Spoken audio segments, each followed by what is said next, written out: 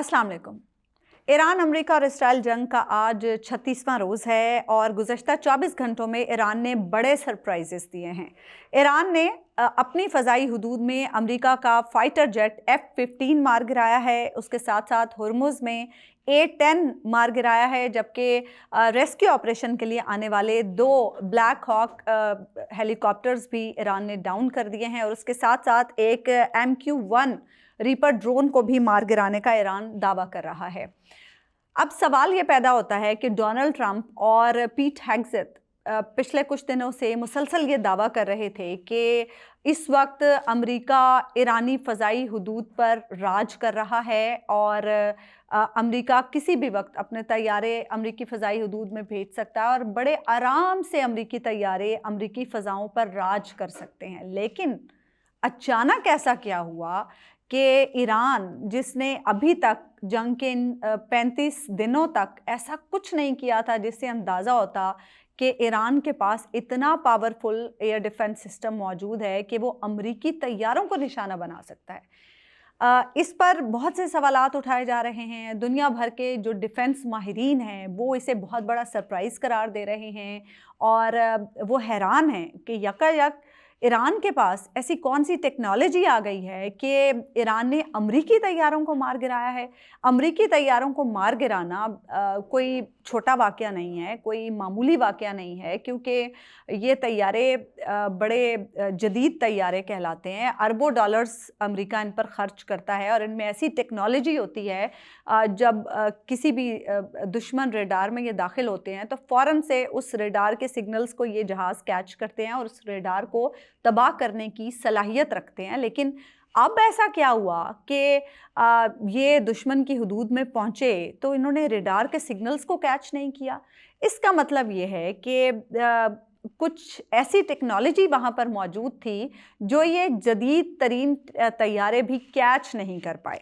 अब इसके बारे में जो कहा जा रहा है कि शायद ऐसी टेक्नोलॉजी हो सकती है कि इन तैयारों ने उसे कैच ना किया हो, तो उसकी रीज़न क्या है। कुछ रिपोर्ट्स ऐसी आ रही हैं कि ईरान ने इस वक्त अपनी फ़ज़ाई हदूद में multi layer air defence system on कर रखा है, जिसका मेन कंपोनेंट कोई रिवायती रेडार नहीं है बल्कि ये है पैसिव इंफ्रारेड डिटेक्शन सिस्टम। और इसका जो दूसरा कंपोनेंट है वो है Majid air defence weapon system. सबसे पहले हम ये जानते हैं कि ये पैसिव इंफ्रारेड डिटेक्शन सिस्टम क्या होता है।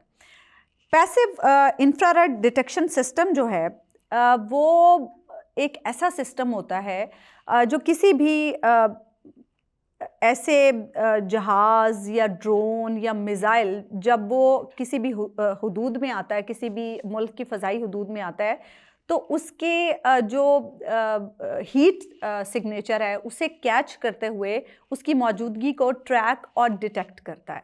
और उसके बाद चूँकि ये इंफ्रारेड सिस्टम है तो ये किसी भी किस्म की कोई सिग्नल्स नहीं देता है उस जहाज़ को। इसी वजह से उस जहाज़ को मालूम ही नहीं होता है कि कोई ऐसी चीज़ मौजूद है जिसने उसके सिग्नल्स को कैच कर लिया है और उसकी मौजूदगी को ट्रैक भी वो कर रहा है। तो इसीलिए जब अमेरिकी जहाज़ ईरानी फ़ज़ाई हदूद में दाखिल हुए तो पैसिव इंफ्रारेड डिटेक्शन सिस्टम ने उन्हें डिटेक्ट भी किया, उन्हें ट्रैक भी किया, लेकिन उन जहाज़ों को मालूम ही नहीं हो सका कि कोई ऐसा सिस्टम यहाँ पर मौजूद है जिसने उन्हें ट्रैक कर लिया है। इसीलिए ये जो इंफ्रारेड डिटेक्शन सिस्टम है इसे साइलेंट किलर कहा जाता है। ये इंगेजमेंट्स को सरप्राइज़ करता है, ये बड़ा एफिशिएंट होता है और बड़ी एक्यूरेसी से ये उन इंगेजमेंट्स को ट्रैक और डिटेक्ट करता है।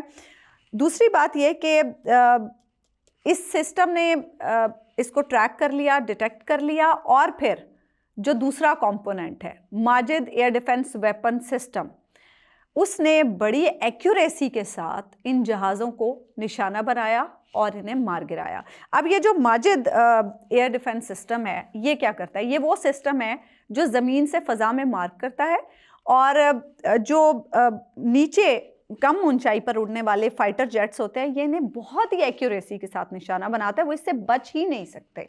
यानी ये इतना एफिशिएंट एयर डिफेंस सिस्टम है। अब यहाँ पर जो मिलियन डॉलर क्वेश्चन है वो ये कि इस सारे अमल में ईरान की मदद किसने की? क्योंकि अगर ईरान के पास जंग के पहले रोज़ से ये टेक्नोलॉजी मौजूद थी तो ईरान ने पहले ऐसा कोई सरप्राइज़ क्यों नहीं दिया? और अब आके जंग के 35वें 36वें रोज़ पे ईरान को ये ख्याल क्यों आया कि मुझे अमेरिका के फाइटर जेट्स को गिराना चाहिए? तो अब सारी दुनिया इस वक्त इसी एक सवाल पर गौर कर रही है कि ईरान की मदद आखिर किसने की? दो मुल्कों की तरफ ही इशारा इस वक्त जाता है, एक तो रूस है और दूसरा चीन है, क्योंकि ईरान के हवाले से ये भी कहा जा रहा था कि कुछ ऐसे टारगेट्स को ईरान ने निशाना बनाया, जैसे मशरिक़ वुस्ता में जो फ़ौजियों की रिहाइश होती है वहाँ पर भी ईरान ने कुछ ऐसी जगहों को इतनी एक्यूरेसी के साथ निशाना बनाया है शाहिद ड्रोन की मदद से कि अगर एक 20 मंजिला इमारत है और वहाँ पर 17वीं मंजिल पे अमेरिकी फ़ौजी मौजूद हैं तो डायरेक्ट जो शाहिद ड्रोन है उसने उस 17वीं मंजिल को ही निशाना बनाया। तो ये जो एक्यूरेसी है, ये जो इंटेलिजेंस है, ईरान को इसकी मालूमात कहाँ से मिली, कैसे पता चला? तो इसमें भी इशारा चीन और रशिया की तरफ जाता है। और अब ये जो टेक्नोलॉजी है जिसमें ईरान ने अमेरिका के फाइटर जेट्स को निशाना बनाया है, उसमें भी इशारा इसी तरफ जा रहा है कि इसके पीछे चाइना या रशिया की मदद हो सकती है।